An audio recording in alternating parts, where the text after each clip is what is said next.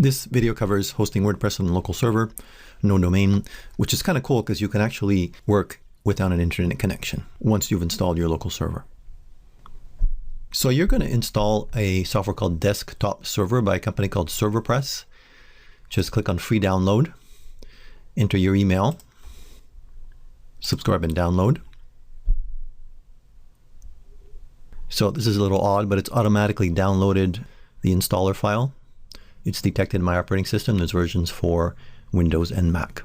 Now this is a big file, 417 megabytes is currently downloaded. So this will take a while. Unzip it and then run the installer. So you're going to run Desktop Server. It may ask you whether you want to restart it with administrator privileges. So say yes. And if it's the first time you're running, it'll bring up this dialog and you're going to choose to create a new development website. And this is how it's going to go. It's going to put name by default and just click on create. This is going to take a minute. Okay, it's done. Click next. And do the process again to create a reference site. You're going to create two sites, your development site, which is the one you're going to be working on, and your reference site, which is going to be the copy of the site that I'm going to give you.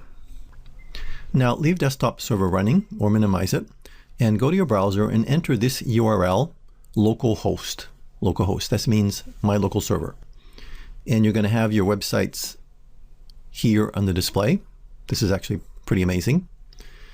And just click on Visit Website. And it's going to guide you through the WordPress install menu. Choose your language. Enter site title. Enter your username and password.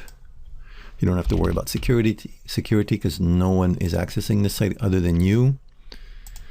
And your email, dummy email, and just click on Install WordPress. Okay, success. WordPress has been installed. Thank you and enjoy. And now you can go back to your site and just click on Visit that website. And voila, we have a new fresh WordPress installation. If you wanted to go into the dashboard, click on Dashboard and enter your name and password. And there we are in our dashboard and we can start working. You can go directly below to the section that says build out your first site. Congratulations.